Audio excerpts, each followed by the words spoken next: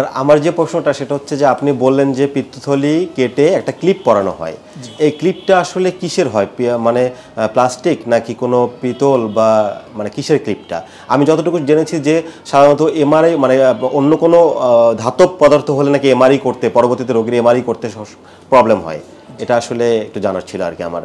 আর পরবর্তীতে খাদ্যাভ্যাসটা কীরকম হবে যদি এটা একটু আমাদেরকে বলে দেন। আপনাদের প্রত্যেকের কাছ থেকে একটি করে প্রশ্ন নিব এবং প্রশ্নের আমি উত্তর দিব। আমরা আগেই বলে রাখি, যে কোনো পিত্তথলি যদি ওপেন করি সাধারণত পিত্তরস থাকবে। কি থাকবে? পিত্তরস। কিন্তু পাশাপাশি যেহেতু তার পাথর ছিল, সুতরাং সেক্ষেত্রে পাথরও পাওয়া যাবে। তাহলে আপনি হচ্ছেন মাকসুদা আক্তারের অ্যাটেন্ডেন্স। এই দেখেন রস বের হয়েছে, তাই না? ওপেন করার পরে রস বের হয়েছে এবং এই যে একটাই স্টোন দেখা যাচ্ছে, এই যে একটা স্টোন দেখা যাচ্ছে, তাই না? অনেক ক্ষেত্রে আমরা পাই যে 1-2 হাজার স্টোন থাকে, আমার অনেকের ক্ষেত্রে ছোট একটা স্টোন থাকে। একটা স্টোনই যথেষ্ট উপসর্গ তৈরি। ছোট আরো কি আছে ভিতরে না শুধু একটাই? না, একটাই স্টোন। আমি তো পুরো পিত্তথলি বের করে নিয়ে আসছি। ধন্যবাদ স্যার আপনার এত সুন্দর কোঅপারেট করার জন্য। স্যার আমার যে প্রশ্নটা সেটা হচ্ছে যে আপনি বললেন যে পিত্তথলি কেটে একটা ক্লিপ পরানো হয়, এই ক্লিপটা আসলে কিসের হয়, মানে প্লাস্টিক নাকি কোনো পিতল বা মানে কিসের ক্লিপটা? আমি যতটুকু জেনেছি যে সাধারণত এমআরআই মানে অন্য কোনো ধাতব পদার্থ হলে নাকি এমআরআই করতে পরবর্তীতে রোগীর এমআরআই করতে প্রবলেম হয়, এটা আসলে একটু জানার ছিল আর কি আমার। আর পরবর্তীতে খাদ্যাভ্যাসটা কীরকম হবে যদি এটা একটু আমাদেরকে বলে দেন। জি, আপনাকে অসংখ্য ধন্যবাদ। অত্যন্ত জটিল একটি প্রশ্ন করেছেন। যেহেতু আমি পিত্তথলি নিয়ে প্রায় 20 বছর কাজ করি, তো এরকম প্রশ্ন খুব কম শুনেছি যে কোন ধরনের ক্লিপ ইউজ করা হয়। এই যে আপনার মাথায় আসলো যে কোন ধরনের ক্লিপ আমরা ইউজ করি, এটি মূলত জনসচেতনতার বা স্বাস্থ্য সচেতনতার একটা বহিঃপ্রকাশ আমি মনে করি। কারণ এত ক্রিটিক্যাল একটা কোয়েশ্চেন, তাই না?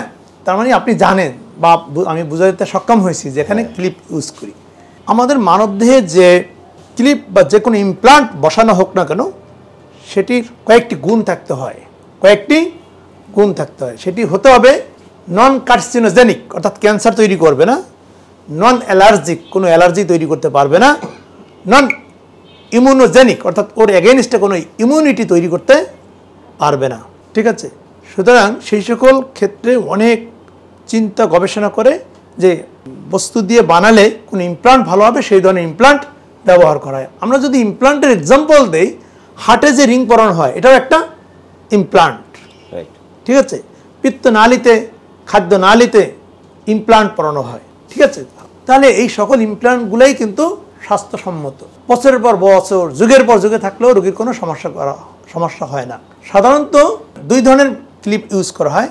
আগের বেশিরভাগ ক্ষেত্রে মেটালিক ক্লিপ ইউজ করা হতো, যেটি টাইটেনিয়াম দিয়ে তৈরি, আর এখন যেটি আমরা বেশি ইউজ করি, যদিও একটু কস্টলি এক্সপেন্সিভ, সেটি হলো হিমোক্লিপ। সেটি আরও ভালো এই সেন্সে যেটি বলছিলেন যে টাইটেনিয়াম ক্লিপ যদি ইউজ করা হয়, পরবর্তীতে যদি এক্সরে করা হয় বা এমআরআই বা সিটি স্ক্যান করা হয়, ওই ক্লিপটা দেখা যায়। সেটি পরবর্তীতে ওই জায়গায় যদি কোনো রোগ হয়, সেই রোগের সাথে অনেক সময় মিলে যেতে পারে, অর্থাৎ একটা ভুল ডায়াগনোসিস হওয়ার সম্ভাবনা থাকে। এই কারণে আমরা হিমোক্লিপ ইউজ করি, যেটি সিটি স্ক্যান বা এমআরআইতে দেখা বা বোঝা যাবে না। সেকেন্ড হলো টাইটেনিয়াম ক্লিপের আরেকটা সমস্যা আছে, খুব যে বেশি সেটা আসলে এত রেয়ার, কয়েক হাজারের ক্ষেত্রে একজন হতে পারে যে পিত্তথলি এবং নালীর যে মাঝখানে যে সিস্টিক ডাক্ট, সেখানে যখন ইউজ করলাম, হয়তো বা 5000 অপারেশন করলে একজনের ওখানে স্টোন তৈরি করতে পারে। এই টাইটেনিয়াম ক্লিপটাই স্টোন তৈরিতে সহযোগিতা করতে পারে, বাট হিমোক্লিপ সেই সমস্যাটা তৈরি করে না। আপনাদের 5 জনের ক্ষেত্রেই আমরা হিমোক্লিপ ইউজ করেছি। আমরা যেহেতু এটা একটা স্ট্যান্ডার্ড সেন্টার, আপনারা জানেন, এখানে হিমোক্লিপটা ইউজ করা হয়। আর